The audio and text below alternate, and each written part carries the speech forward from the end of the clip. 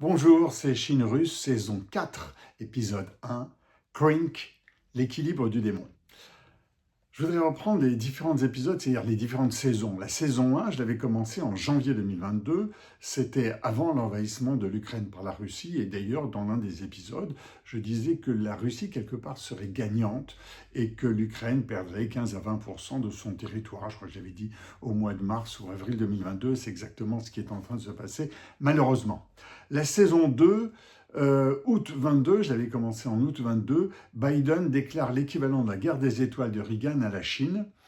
Et c'est une guerre avant tout économique qui débute. Et en juin 2023, je parle des 3 erreurs de Xi Jinping. Vous le retrouvez dans l'épisode qui est concerné là. Et puis saison 3, c'est octobre 2023. Ça commence avec la guerre Israël-Gaza, qui reflète le djihadisme d'atmosphère dans l'ensemble du monde et qui amplifie le Sud global contre l'Occident, et la Chine craque après 3 années d'opération zéro Covid. Donc on arrive à la saison 4 avec Crank. Crank. Qu'est-ce que l'équilibre du démon? Qu'est-ce que c'est que Crank? Crank, c'est l'anagramme de 4 pays, Chine, Russie, Iran et Corée du Nord, North Korea. Dans le détail, de quoi s'agit-il? La Corée du Nord, elle vient d'envoyer il y a quelques semaines, presque quelques mois, 10 000 soldats en Russie contre l'Ukraine. Ça veut dire qu'on a véritablement une internationalisation du conflit. Et puis, on vient de voir, là, il y a quelques jours, on est début décembre, que le président coréen, qui d'ailleurs est en cours de destitution, avait développé un état d'urgence en Corée du Sud par crainte de la Corée du Nord. Il y a donc psychologiquement un état de stress qui se développe dans ce pays.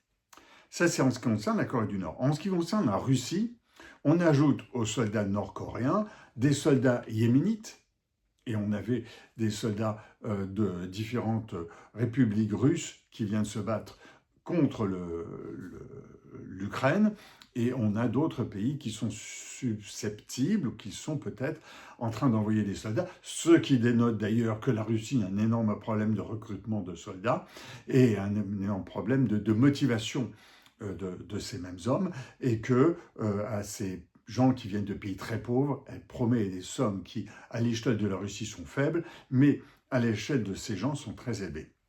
Donc, Corée du Nord, Russie, et ensuite l'Iran.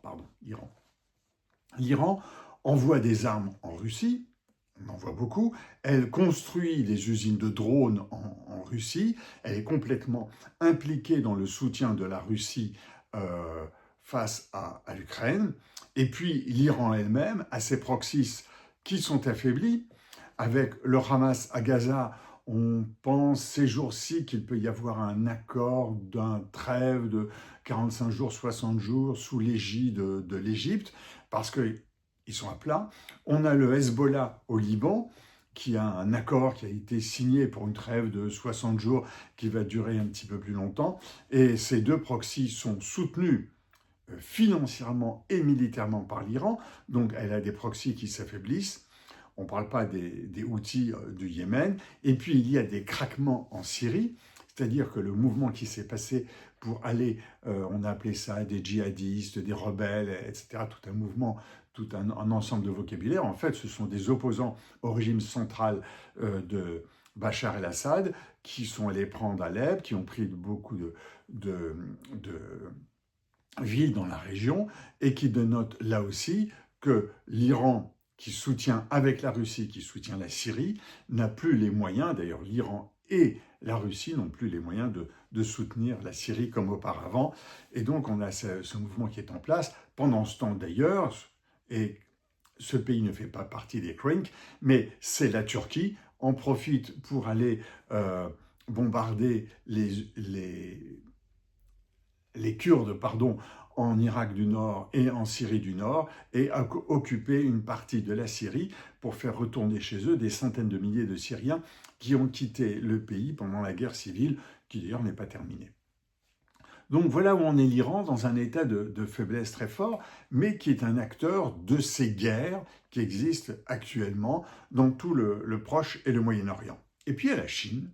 La Chine qui est agressive en mer de Chine vis-à-vis des Philippines, de la Malaisie, de tous ces États, et qui essaie de conquérir toute la mer de Chine îlot par îlot. Et ben voilà, c'est pas très légal du tout, qui menace Taïwan, la Chine qui menace Taïwan, bon ça on le sait, et puis qui est en crise économique, et cette crise économique qui se termine avec ces 3 ans de lutte avec le zéro Covid, qui est concrétisé par l'effondrement de l'immobilier, la baisse de l'activité économique, la baisse de la consommation à l'intérieur du pays, fait que les pays qui sont soumis à la Chine financièrement dans le cadre des routes de la soie que j'appelle les araignées de la soie, parce que l'araignée étrangle les pays qui sont débiteurs vis-à-vis de la Chine. La Chine n'a plus tellement d'argent de ce côté-là. Elle est en crise économique profonde. Elle n'est pas en crise de guerre, parce que la Chine a intérêt pour elle-même, dans sa culture, que l'économie fonctionne toujours, et pour elle, c'est primordial plutôt que la guerre. Alors face au CRINC, à ces 4 pays qui, quelque part, sont fers de lance, parce qu'ils ne sont pas les seuls à être une menace guerrière et de déséquilibre de l'ensemble du monde, face à ces 4 pays, il y a l'ONU. L'ONU, à part le Conseil de sécurité, c'est un pays, une voix.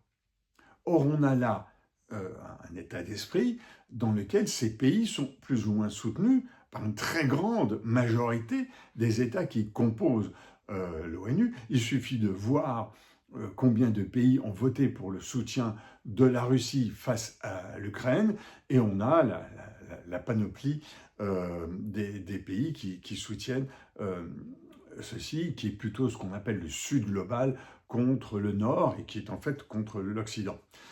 Quand je reviens à l'ONU, ben, ça fonctionne aussi avec un pays, une voix, mais lorsqu'il y a des appels d'argent, c'est proportionnel à la richesse du pays, et comme quand on a les COP, quand on a eu 3 COP, il y en a une qui se déroule en ce moment, la COP de la biodiversité, la COP du climat, et je crois une COP des forêts ou une COP de l'eau qui se réunit en ce moment, on a toujours la conclusion qui est qui paye quoi, et surtout qui paye du Nord, et c'est-à-dire l'Occident, quels sont les pays de l'Occident qui vont payer les pays du Sud. Et là, effectivement, il y a un déséquilibre total du nombre de pays. Et puis aussi, il y a une critique très forte des sommes d'argent qui sont un petit peu perdues dans des coffres qui reviennent d'ailleurs en Occident. Donc, l'Occident paye pour les autres pays. Alors, il y a un autre pays qui a une place forte, bien sûr, c'est les États-Unis, qui conservent toujours, même si leur économie diminue dans le monde, mais ils conservent une position forte et dominante. Biden, on l'a vu ces dernières semaines, a poussé à différentes paix au Proche-Orient. On l'a vu donc au Liban, on le voit peut-être à Gaza. Donc il est dans la lignée de Trump, et dans le Trump qui arrive ou qui a été avant, il n'y a pas eu d'ailleurs tellement de changements, y compris dans la guerre économique, j'en parlais tout à l'heure. Trump a un impact psychologique extrêmement fort sur le plan international, avant même sa prise de présidence qui aura lieu 20 janvier, nous sommes le 5 décembre. Et puis, il a aussi un impact très fort sur l'Europe, en disant à l'Europe, écoutez, le parapluie américain, ça fait bien, c'est à vous de vous armer, c'est à vous de vous défendre, parce que l'Europe est complètement absente de l'ensemble de ces terrains de guerre, sauf à financer les populations locales, comme elle finance l'UNRWA. Et donc, l'Europe est obligée de s'armer. Donc, on arrive à cette question aujourd'hui, mais je n'ai pas la réponse. Quel futur entre les démocraties et les démocratures, entre la raison et l'émotion, parce qu'on est très divisé entre la raison et l'émotion, je crois que j'en ai parlé dans d'autres vidéos. L'émotion l'emporte aujourd'hui sur la raison, c'est un petit peu ce que l'on retrouve entre le vote à l'ONU lorsqu'il faut voter ou lorsqu'il faut demander de l'argent.